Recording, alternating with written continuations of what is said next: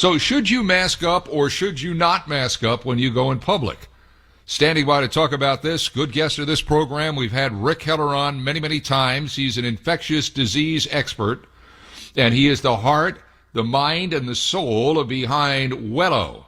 Wello, W-E-L-L-O. We'll talk more about that. But Rick Heller, welcome back to 700 WLW, and how are you on this glorious Sunday? Well, I am well. Thank you for asking. I hope you are. I am, and I'm wondering when I venture out today, maybe on my back deck or maybe tomorrow when I go out and get the mail from the mailbox, should I be wearing a mask? Should you be wearing a mask? Your point is well taken that it has gone every which way.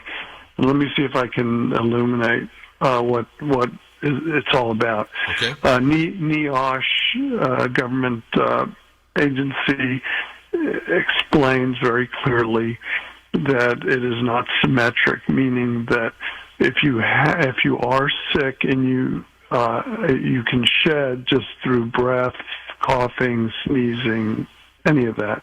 If you wear a mask, you can reduce 90 to 99% of the virus you would otherwise shed getting caught up in the mask. You need to dispose of the mask carefully, have it sanitized. The problem is that now, whether it be myth or true or how true, it is thought, and it has come out from various different national health agencies and whatever, that we are infectious. That is, we shed virus when we don't even realize we're sick. So now, as a prophylactic measure, to use extra caution, we assume then that we might be sick. So if we go out in public, like the Japanese do and know to do as a courtesy, if they're coughing and sneezing, whether it be allergies or whatever, it's a courtesy to wear a mask to reduce that. Yes. So you're not going to protect yourself, but you are going to give people a better feeling about protecting them. That's a very big and noble thing that goes on in Japan. I've been to Japan. It's I'll take care of you, you take care of me, and those that don't in that culture are often shamed for not doing it. But you and I both know that this ain't Japan, and unless everybody does it, Rick, unless everybody is out there either because of courtesy or because of law, it's not going to have the kind of effect that everybody hopes it will have, right? Yeah, I mean, compliance is, it's like screen doors on submarines. They don't work. But I think in this case, we're playing with numbers and probabilities.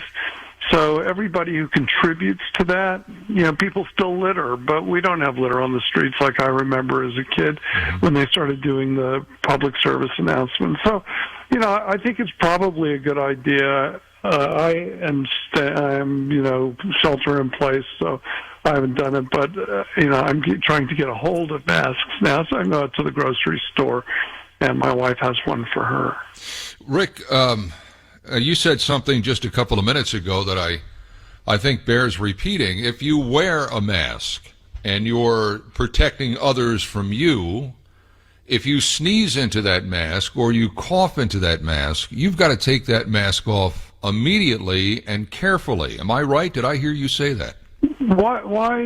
No, I didn't mean that. You can't get yourself sick if you're sick. Mm-hmm. You can, by the way, it's kind of on that point, you can get a co-infection. So if you're sick and somebody else is sick with some other kind of bacterial infection or viral infection or flu, and they are seeing COVID with flu, seems that COVID just beats flu to death, excuse the expression. Yeah. But anyway, it captures the virus, and yes, that's kind of contaminated.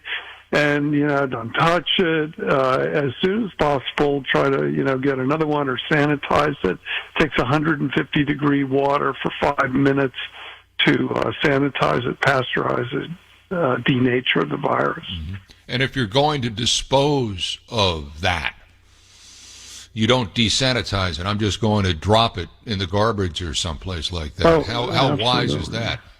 Absolutely. I mean, it's hazardous material. It's like a sharp needle or anything like that.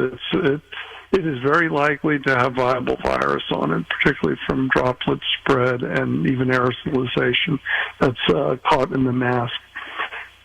The president said yesterday in his news conference that this is going to be a really tough week with a lot of deaths. One of his medical advisors, Dr. Deborah Birx, advised people don't go to grocery stores this week, don't go to pharmacies this week. What do you do if you need food? What do you do if you have to pick up medicine? If indeed we're hearing that, it's a risk, and you do your risk management analysis, and if you got to eat, then you take the risk, and the less people that do that, the less risk there will be. So more of us who can handle, making it through the week with our food stocks will be better off for it as a society. The other thing is that this thing is not necessarily going away. It's hard to really predict, but it's going to be hard to shut this down like SARS-1 was absolutely shut down and extincted. So what we're going to have is, sadly, and we need to be prepared, and that's what we'll do this summer as the numbers turn down. We need to be prepared for fall in the north and advancing to the south as winter sets in down here, which is basically a little later than the north. And that's when you're going to start to see those red dots on the map get bigger and bigger and bigger. Hopefully not, but likely so. Rick Keller, infectious disease expert, our guest. So I guess what you're saying is prepare for a second wave of this. I don't know if that's the correct term. Maybe it goes dormant for a while. There's got to be a better answer for it, Rick, than what we've done here. I mean, we're scrambling here right now. I'm just wondering, are you encouraged if indeed there's a second wave of this coming up in the fall that we'll be better prepared than what we've been for the last 2 or 3 months? Well, that's the idea. We're, we've been singing the song for about 10 years. It was been obviously about flu, which still, eclipses COVID, but COVID is so much more dangerous for it to go the way of flu. And we've been saying this for a long time, so we make a device that keeps sick people away from well people. You simply walk up to it. 3 seconds later, you get your body temperature. If you're fevered, someone is alerted who's a steward of the facility, and then they just ask you politely to come back when you've recovered from what it is that you have. More than likely, you're contagious with a fever. So these are absolutely flying out the door. And we're not raising prices. In fact, we're reducing things. We're getting child care outfitted. And the more of this kind of thing that's out there, the more likely it is that people will stay away when they're sick. They'll do what they're supposed to do, which is stay at home until you've fully recovered, your fever is down, and I mean to normal levels, and you're likely not shedding at that point. Now, are you strictly providing hospitals, medical providers, things like that, or can the common guy like me and some of the guys I hang around with, can we buy this as well? Well, we can buy, as they build up enough, we can buy the handheld devices that do forehead readings, or even use an oral thermometer, that's sanitary because it's only the one that you use and you wipe it down. Ours is more used to clear a lot of employees going to work. So very large companies are using this thing. It's just it looks like a scale on a kiosk or something where you could see your face, and then it does some artificial intelligence to know what your average temperature is, not knowing who you are, but knowing your face. Mm-hmm. So it can kind of, if you run cold, it can tell you your fever is at a lower temperature. By the way, what most people don't know is that 65 years old and older, and it sort of goes in a linear fashion, but at 65 and older, your fever is at 98.6 Fahrenheit with about 95% confidence, and that's measured orally. And people don't really think about that or know about that. So, hopefully people over 65 don't get to that point, but our temperature as we get older, we get colder. And that puts our fever, when in fact we are fevered, that puts that number lower. So Our average temperature, normal temperature, is 97.8 degrees Fahrenheit.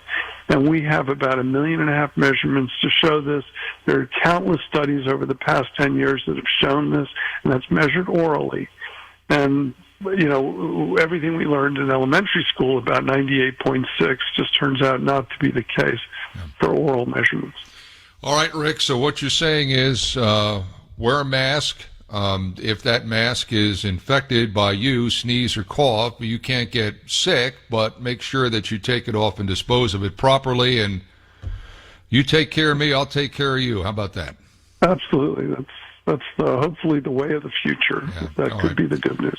Rick Heller, Wello, Wello, and you can find you at Wello Inc., Wello Inc., WELLOINC.com for his product. And Rick, you stay healthy. We will visit down the road. Thank you. Thank you. Be well.